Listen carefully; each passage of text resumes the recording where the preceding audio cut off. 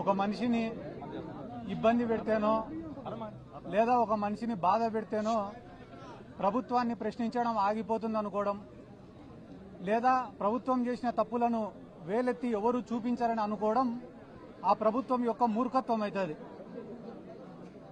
ఈరోజు దాదాపుగా 2000 మంది అంబటి రాంబాబు గారి ఇంటిపైన దాడి చేస్తే అంబటి రాంబాబు గారు ఈరోజు బాధితుడు, విక్టిమ్ ఆయన. కానీ ఈరోజు బాధితుడిని రాజమండ్రి సెంట్రల్ జైల్లో పెట్టి ఎవరైతే నిందితులు ఉన్నారో, ఎవరైతే ఈ క్రైమ్కి పాల్పడినారో, ఈ దాడికి పాల్పడినారో వాళ్ళందరూ స్టేషన్ బెయిల్ తీసుకొని ఇదే గుంటూరులో స్వేచ్ఛగా తిరుగుతున్నారు. అంబటి రాంబాబు గారి పైన దాదాపుగా 36 కేసులు పెట్టినారు. అంటే ఈ ప్రజాస్వామ్యాన్ని కూనీ చేయడమా కాదా అనేది రాష్ట్ర ప్రజలందరూ కూడా ఆలోచించుకోవాల్సినటువంటి అవసరం ఉంది. ఎందుకంటే అంబటి రాంబాబు గారు సామాన్యమైన వ్యక్తి కాదు. ఎందుకంటే ఆయన ఒక మాజీ ఎమ్మెల్యే, మాజీ మంత్రి, ఉమ్మడి రాష్ట్రంలో ఏపీఐఏసీ చైర్మన్గా పనిచేసినారు, అనుభవం ఉన్న నాయకుడు. ఆయన వయసు కూడా దాదాపుగా 67 సంవత్సరాలు 70 సంవత్సరాలు ఉంది. ఒక సీనియర్ సిటిజన్ ఆయన. అటువంటి వ్యక్తి పైన ఇంత కక్ష సాధింపు ఉంటే ఇంకా ఈ రాష్ట్రంలో సామాన్యులకు భద్రత ఉందా లేదా అనేది ప్రతి ఒక్కరు కూడా ఆలోచించుకోవాల్సినటువంటి అవసరం ఉంది. ఎందుకంటే గాలిలో ఒకసారి ఎమ్మెల్యేగా గెలిచి ఆ తర్వాత 5 ఏళ్లకు ఎన్నికలకు కూడా కనపడకుండా పోయిన వాళ్ళు ఈ రాష్ట్రంలో చాలా మంది ఉన్నారు. కానీ అంబటి రాంబాబు గారు అట్లా కాదు. గెలిచినా ఓడిపోయినా ఒక పార్టీని, ఒక నాయకుడిని, ఒక సిద్ధాంతాన్ని, వైఎస్ఆర్ కుటుంబాన్ని నమ్ముకొని చిత్తశుద్దితో, కమిట్మెంట్తో పనిచేసినటువంటి నాయకుడు అంబటి రాంబాబు గారు.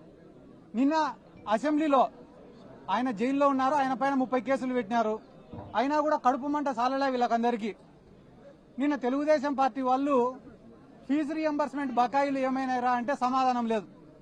ఆరోగ్యశ్రీ సేవలు ఎందుకు ఆపేసినారా అంటే సమాధానం లేదు. 99 రూపాయలకే ప్రభుత్వ భూములన్నీ కూడా ఎందుకు ఇచ్చేస్తున్నారంటే సమాధానం లేదు. హోమ్ మినిస్టర్ ఏం మాట్లాడుతుంది వీటికి సమాధానం అడిగితే తెలుసా? అంబటి రాంబాబు గారు ఇట్ అన్నారంట.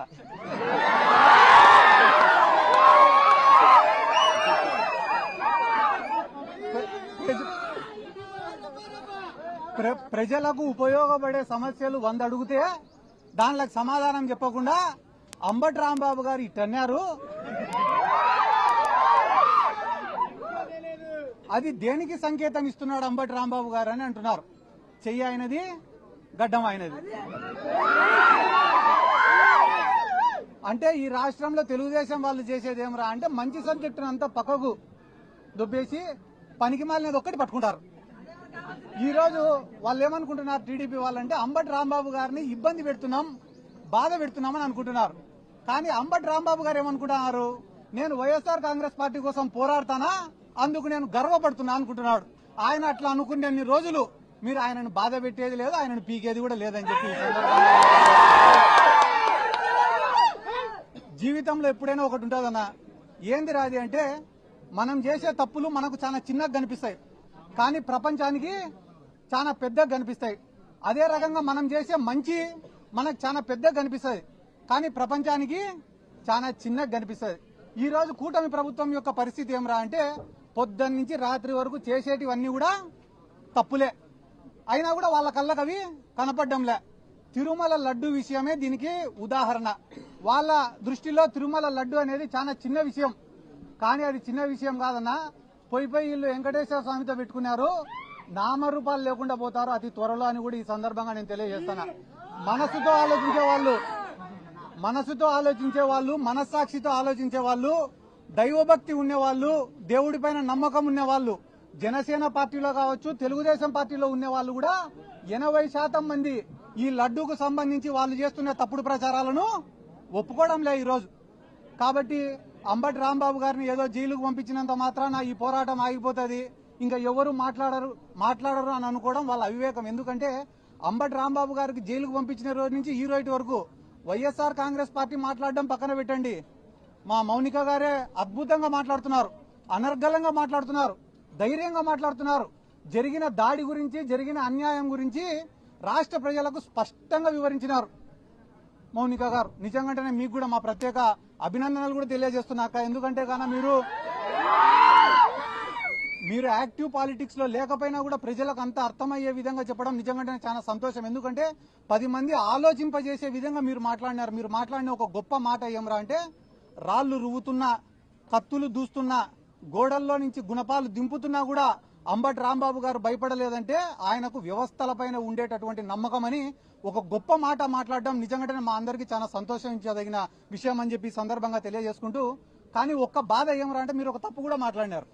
ఏం మాట్లాడినారు? ఆ తప్పు అంటే పవన్ కళ్యాణ్ ఇప్పటి వరకు స్పందించలే అని చెప్పి మాట్లాడినారు. మీరు జనసేన కార్యకర్తలను టీడీపీ వాళ్ళు ఎంటబడి కుక్కల్ని కొట్టినట్టు కొడితే కూడా ఆయన స్పందించలేక,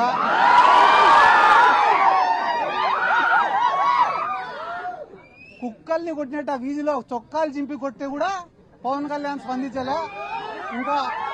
ఇంకా అంబటి రాంబాబు గారి పైన మన పైన దాడి జరిగితే ఆయన స్పందిస్తాడని అనుకోవడం కూడా మన తప్పైతుందని చెప్పి ఈ సందర్భంగా నేను తెలియజేసుకుంటూ, రాష్ట్ర వ్యాప్తంగా మీరు ఏడైనా నేనేం అబద్దం చెప్పడం లేదు. జనసేన వాళ్లకు నామినేటెడ్ పోస్టులలో అన్యాయం, కాంట్రాక్ట్ వర్కుల్లో జరిగే దాంట్లో అన్యాయం, జనసేన వాళ్లకు మర్యాద ఇచ్చే విషయంలో అన్యాయం, అన్ని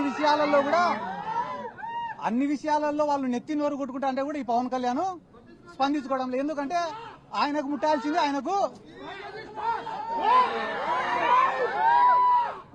ఆయనకు ముట్టాల్సింది ప్రతి నెల ముడతనే ఉంది కాబట్టి ఆయన ఏం స్పందించడంలే. కానీ మీకు అందరికీ అర్థమయ్యేలాగా చెప్పాలంటే ఒక విషయం చెప్తా, గుర్తుపెట్టుకోండి. చంద్రబాబు నాయుడు గారు ఈడ పవన్ కళ్యాణ్, లోకేష్ ఇద్దరు కూర్చొని ఉంటే 3 వస్తువులు ఇచ్చినాడంట పంచుకోమని చెప్పి. ఒక దుప్పటి ఇచ్చినాడంట, ఒక చెట్టు ఇచ్చినాడంట, 3వది ఒక ఆవుని ఇచ్చినాడంట. మీరిద్దరు పంచుకోండి రా ఆస్తులు అని చెప్పినాడంట.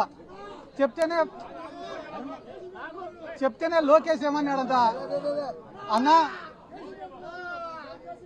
2 నిమిషాలు అయిపోయినాక నీ ఇష్టం, 2 నిమిషాలు. లోకేష్ చెప్పినాడంట పవన్ కళ్యాణ్కి, అన్నా నీకు పంపకాలు సరిగ్గా రావు, నేను న్యాయంగా పంచుతా ఇద్దరికి అని అంట. అన్న తర్వాత మొట్టమొదట దుప్పటి తీసుకున్నారంట. దుప్పటి తీసుకుంటే నారా లోకేష్ ఏం చెప్పాడంట, అన్న న్యాయంగా పంచుకుందామన్న ఈ దుప్పటి, దీన్ని పొద్దునంతా నువ్వు వాడుకో, రాత్రి అయితే నేను వాడుకుంటా అని అంట. న్యాయంగా పంచినావు తమ్ముడు అని చెప్పి దుప్పటి తీసుకున్నాడు పవన్ కళ్యాణ్. తీసుకున్న తర్వాత పొద్దున ఎండకు దాన్ని కప్పుకోలేకున్నాడంట, వేడి అయిపోతేనే సాయంత్రం అయితేనే లోకేష్కి ఇచ్చినాడు. పాపం లోకేష్ తెలివైనాడు కదా, చలికి బాగా కప్పుకొని పండుకున్నాడు. అంటే దుప్పటి లోకేష్కి ఉపయోగపడింది, చంద్రబాబుకు ఉపయోగపడలే. అయిపోయిన తర్వాత పవన్ కళ్యాణ్కి ఉపయోగపడలే. అయిపోయిన తర్వాత ఇద్దరు చెట్టుకాడికి వినారు.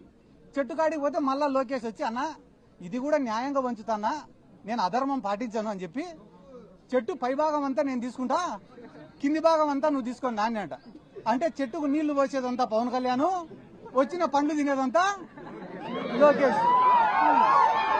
అయిపోయిన తర్వాత మళ్ళా 3వది ఆవు కాడికి వినారట. పోయి, అన్న ఇది కూడా నేను న్యాయంగా పంచుతానా, ఆవుకు ముందు భాగం అంతా నువ్వు తీసుకో, వెనక భాగం అంతా నేను తీసుకుంటా అని అంట. అంటే ఆవుకు రోజు నీళ్లు పోసేది, మేపేసేది అంతా పవన్ కళ్యాణ్, వచ్చే పాలు పిండుకొని తినేది లోకేష్. ఈ రోజు జన సైనికుల పరిస్థితి ఏమరా అంటే, కూలీ చేసేది ఇల్లు, వచ్చిందంతా తినేది తెలుగు తమ్ముళ్ళు. కాబట్టి తెలుగుదేశం వాళ్ళకే, జనసేన వాళ్ళకే గతి లేనప్పుడు మన పైన దాడిపైన వీళ్ళు స్పందిస్తారు అనుకోవడం మన మూర్ఖత్వం. ఎందుకంటే చంద్రబాబు నాయుడు అనే వ్యక్తికి ఈ రాష్ట్రంలో ఎవడైనా ఏలెత్తి చూపించినా, ప్రశ్నించినా నచ్చదు. దాంట్లో భాగంగానే ఆ రోజు వంగవీటి మోహనరంగ గారు పోరాడుతున్నాడనే ఉద్దేశంతో, ఆయనను అంతమొందించాలనే ఉద్దేశంతో ఇదే తెలుగుదేశం పార్టీని కుట్ర చేసి ఆయనను లేకుండా చేసినారు. అయిపోయిన తర్వాత కాపు సామాజిక వర్గం కోసం ముద్రగడ పద్మనాభం గారు అంత పెద్ద పోరాటం చేస్తే ఆయన కుటుంబ సభ్యులపైన దాడి చేసి అవమానించి ఆయన మనసును గాయపరిచేలా చేసింది కూడా ఇదే చంద్రబాబు నాయుడు గారి ప్రభుత్వమే. ఆ రోజు హైదరాబాద్ బషీర్బాగ్ లో విద్యుత్ ఛార్జీల పెరుగుదల పైన పేదవాళ్ళందరూ ఉద్యమానికి పోతే ఎట్లా ఉద్యమం చేస్తారని చెప్పి వాళ్ళపైన కాల్పులు చేసి చంపింది ఇదే చంద్రబాబు నాయుడు గారే. కాబట్టి ఈ రాష్ట్రంలో ఆయనకు ఎవరు కూడా ఎదురు తిరగకూడదు, ఎదురు మాట్లాడకూడదు. ఎవరైనా ఎదురు మాట్లాడితే ఎంత పెద్దవాళ్ళైనా లేదా పూర్తి మైనర్లైనా ఎవరిని కూడా వాళ్ళు ఇడిచిపెట్టారు, వాళ్ళపైన కక్ష సాధింపు చర్యలు చేస్తారు. అందరి జోలికి పోయినారన్నా ఏం బాధ లేదు, మేము తిరిగి వస్తాం, పోరాడతాం, జగన్ సార్ని ముఖ్యమంత్రిని చేసుకుంటాం. కానీ వాళ్ళని క్షమించింది ఎవరో తెలుసా? ఆ భగవంతుడు, ఆ వెంకటేశ్వర స్వామి వాళ్ళని క్షమించాడని చెప్పి ఈ సందర్భంగా నేను తెలియజేసుకుంటూ, ఇంకా వాళ్ళు చేసిన పాపాల గురించి చెప్తే గానీ ఆడ సింహాచలం దేవస్థానం కాడి నుంచి, ఆడ కాశీబుగ్గ కాడి నుంచి, తిరుమలలో జరిగిన తొక్కిసలాట కాడి నుంచి, నిన్న శ్రీశైలంలో జరిగిన లాఠీ చార్జ్ వరకు వాళ్ళ గురించి చెప్తే గానీ రాష్ట్ర ప్రజలే ఎంటబడి తంతారని చెప్పి ఈ సందర్భంగా నేను తెలియజేసుకుంటూ ఇక్కడ ఉన్న లోకల్ ఎమ్మెల్యే గారు కూడా మా అక్కకి రాజకీయం కొత్త అయినా కూడా చాలా స్పష్టంగా నిదానంగా క్లారిటీగా ఎటువంటి భయం లేకుండా వణుకు లేకుండా తొణుకు లేకుండా బెనుకు లేకుండా మాట్లాడిందంటే దానికి కారణం వాళ్ళలో తప్పు లేదు, నిజాయితీ ఉంది కాబట్టి. అవతల పక్కనే ఆమె నేను ఇప్పటివరకు వారం రోజులు చూడబట్టి టెన్షన్ తప్ప ఏం లేదు. అంటే అతి త్వరలో నాకెందుకో అంబటి రాంబాబు అన్న దగ్గరకు వస్తారు 3 ఏళ్ళు అయిపోతేనే. మాదేం తప్పు లేదు, ఏదో చంద్రబాబు నాయుడు చెప్తే చేసినామనో లోకేష్ చెప్తే చేసినాడు అని. ఆ రోజు మీ ఇష్టం, క్షమిస్తారో లేదో అది కూడా మీకు ఇష్టం అని చెప్పి నేను అదే చెప్పినా కదన్న, సంవత్సరం నుంచి పెడతారు.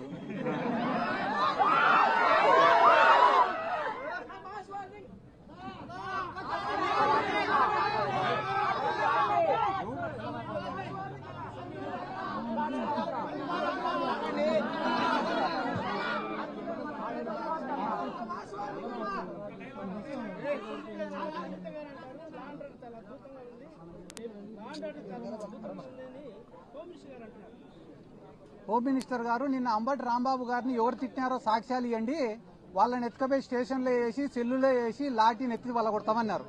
మళ్ళా ఆధారాలు మీ మీడియా వాళ్ళ కాడ ఉన్నాయా లేదా? అంబటి రాంబాబు గారిని తిట్టినట ఉన్నాయి కదా వీడియోలు, అవి ఆధారాలే కదా.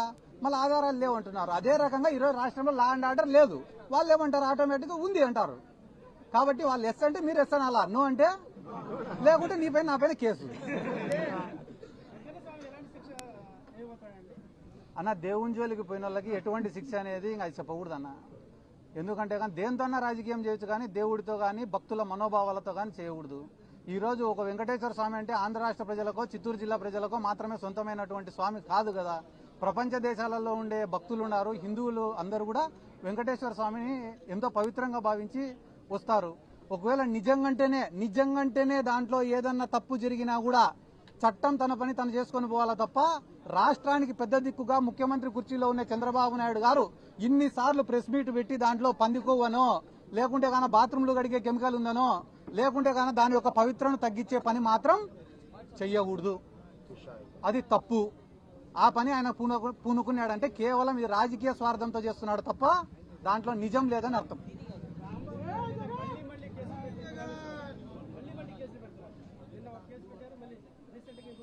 అదే నేను మీకు ఏం చెప్పినా, కేసులు పెట్టడం వల్ల అయ్యో నా పైన కేసులు పెడుతున్నారే అని ఆయన బాధపడితే మనం భయపడాలా. ఆయన కేసులు పెట్టే కొద్దీ నేను వైసీపీ కోసం పోరాడుతున్నా, నాకు ఇంతకన్నా గర్వం ఏముంది అనుకుంటున్నాడు. అంత వైసీపీ పైన అంత పిచ్చి అభిమానంతోనే వాళ్ళపైన ఎన్ని కేసులు పెడితే ఏమవుతుంది?